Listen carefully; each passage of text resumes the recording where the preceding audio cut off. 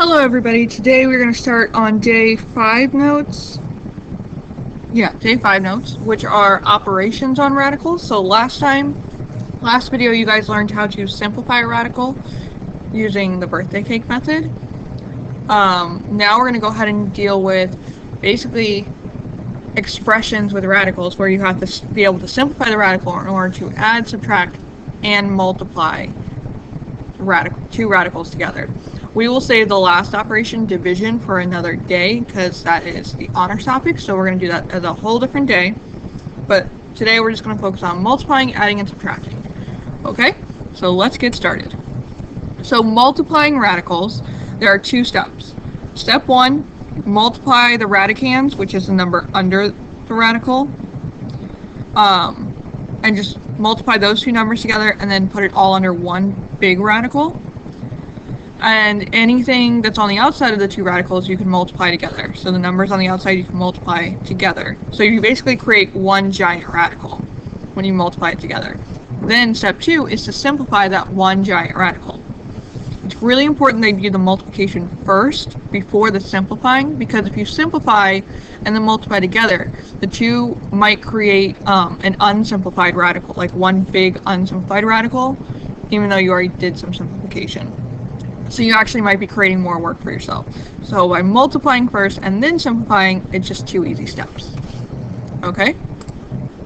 Now, please keep in mind that you cannot multiply unless they are the same root. So they both have to be square roots, or they both have to be cube roots to be able to multiply. Okay? If they're 2 different ones, you just leave it as is because they're not things that can be multiplied together to create one giant radical, because they're 2 different kind of radicals. Okay, so here's an example. We have to simplify this. So -3 times the cube root, I know it's really weird, cube root of 56x squared y times 2 times the cube root of 8y squared. Okay, so because they are both cube roots, I can go ahead and multiply these together. So the numbers on the outside, the -3 and the 2, get multiplied together, and the stuff on the inside gets multiplied together. So 56 times 8, x squared, y times y squared. Okay? Then I'm going to go ahead and simplify this stuff as much as I can. So this is where you need to know exponent laws, because they do play a role in multiplication of radicals. So the outside's really easy. That's just -6. 56 times 8. You can do it in the calculator, and we'll find out what it is in a second. X squared is just x squared, but y times y squared gives you y to the 3rd. Oh, and look, that became 448. Okay, now that I have one giant radical, one giant cube root, I can go ahead and simplify this like I would with like any kind of problem like we did before. So for the number, I'm going to use the birthday cake method, which I have over here, so that's why I'm pointing to nothing. You probably can see it. And then for the exponents, the variables, I told you in class, if you're watching this and you weren't in class, well, that you can go ahead and divide the exponents by the index, which is this number here, the root, and that'll tell you how many, like however many times that index goes into the exponent is how many of the variables going to go out on the outside, and the remainder would just stay on the inside. So let's do the number first. So we have 448. Well, I can make my birthday cake. This is how big it's going to be. It just all became 1. I can divide that by 2, and I get 224. I can divide that by 2, and I get 112. I can divide that by 2, and I get 56. Divide that by 2, you get 28. Divide that by 2, you get 14. Divide that by 2, you get 7. Divide that by 7, and you'll get your 1, your candle on the top. So these are my prime factors. And I'm looking for triples, so I've got a triple here for the 2, and another set of triples here. So I can put 2 2s on the outside. Oh, I just wrote it out. I don't know why I did it. You don't have to do this step. If you want to just circle on the side, that's totally fine. But I wrote it out. So So I got a triple of 2s here, a triple of 2s here, and a triple of y's. Okay, so all those rings, circles, can be moved to the outside. Now, what I mean with the exponents is you could ask yourself, well, how many times does 3 go into 2? 0 times with 2 remainder, so that's why those 2 are left over. How many times does 3 go into 3? 1 time with none left over, so that means you can move 1 y on the outside and none have to stay on the inside. So I moved all that stuff to the outside, and now I can just go ahead and simplify. Negative 6 times 2 times y just gives me negative 24, and x times x just gives me x squared, and that's a cube root. So that's my final answer. Okay? So you guys are going to try this one on your own. They're both cube roots, so you are able to multiply them. So remember, multiply first, then simplify. The next thing is adding and subtracting. Now, adding and subtracting, I think, is a lot less work because there's a lot more criteria you have to meet in order to add and subtract. So the chances of you actually fully adding and subtracting are a lot lower than the multiplication stuff.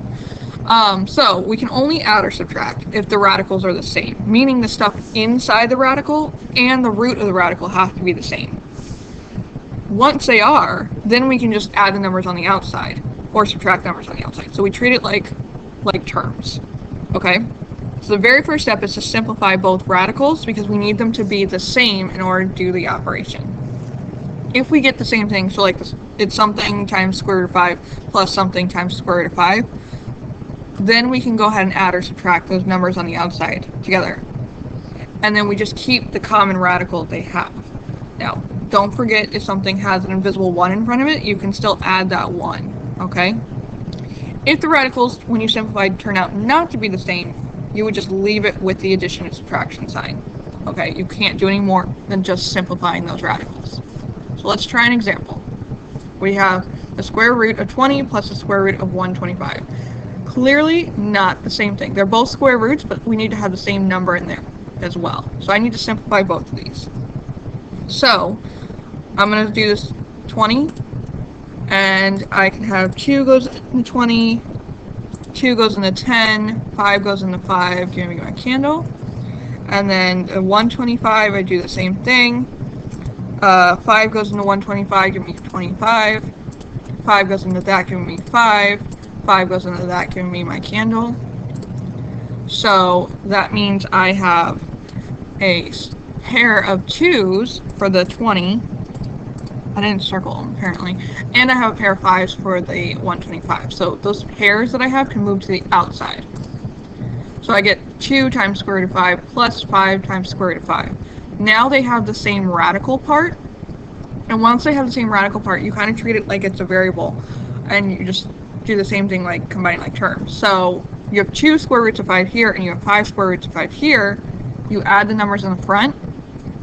So you're basically trying to figure out how many square root of 5s you have total. So 2 plus 5 gives you 7 square root of 5. And that's your final answer.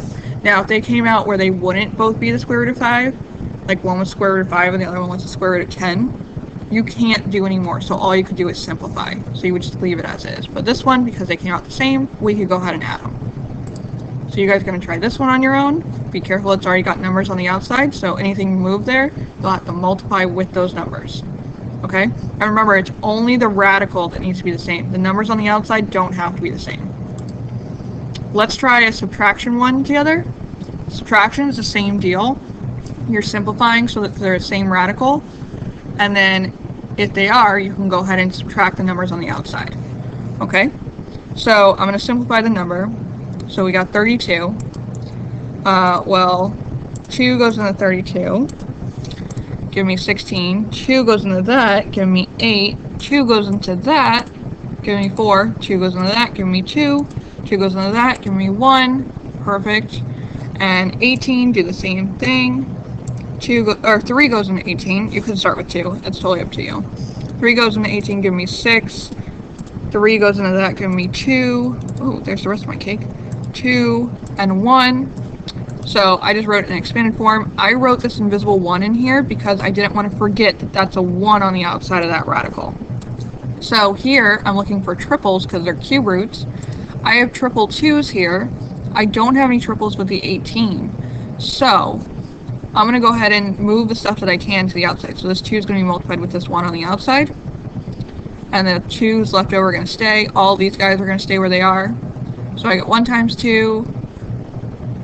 on the outside, 2 times 2, I'm going to multiply basically that stuff together. So I get 2 times the cube root of 4 minus 6 times the cube root of 18. These are not the same radicals, so I cannot do this subtraction. So this is my final answer. That's as far as I can go. Okay? If they did end up being both like the cube root of 4, I could just do 2 minus 6 and write the cube root of 4 after that answer. Okay? So you guys are going to try this last one on your own. When you're multiplying, treat this as a -3.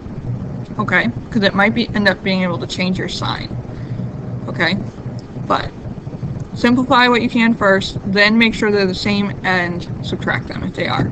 Okay? If you have any questions, write them down. Otherwise, we will go over these try on your owns next class, and we'll do some practice with it as well. Okay? I'll see you guys later. And I said that when I haven't been able to stop it. Alright, I'll see you guys later. Bye.